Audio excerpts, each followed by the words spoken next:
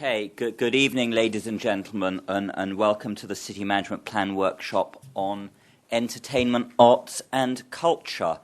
My name's Councillor Daniel Astaire. I'm the Cabinet Member currently for Community Safety, so in my brief I have licensing enforcement and trading standards, food premises inspection and the like.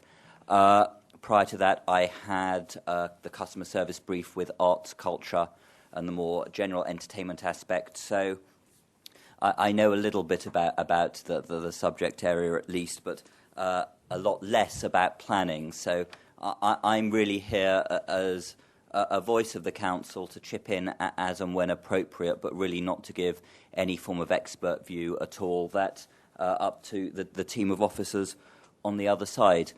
Tonight's meeting is being recorded because it's part of our consultation on the new city management plan, and we want to be able to review what was said over time and really consider it in more detail, and recording is far better than note-taking for that purpose. That purpose today being a consultation on the plan, really I expect today to be a very interactive session. You'll all have seen the questions that are on the sheet. You'll all have seen as well that I have 10 minutes to talk. I'm not going to use anything like that. I think it would be far too soporific, and we want actually to hear from you guys rather to hear from me this evening. Entertainment, arts and culture is something that is key to Westminster's survival as a city economically and socially.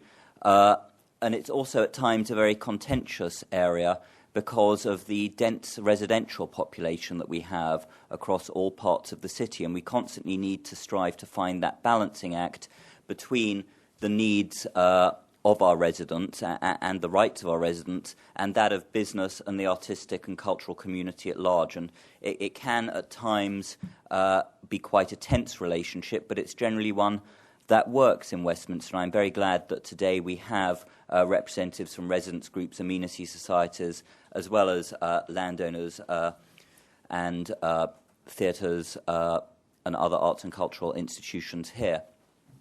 So what we're going to do is go through the questions here. Lisa, who's on my left, will talk a little bit about them.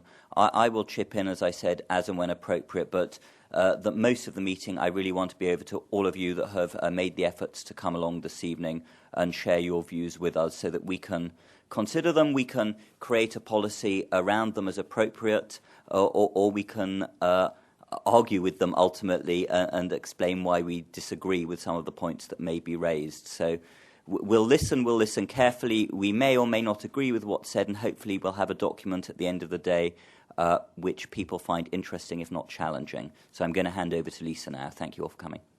Okay, thank you very much. Just a few housekeeping matters. First, toilets here, and the men's are on this side, the ladies are on the other side.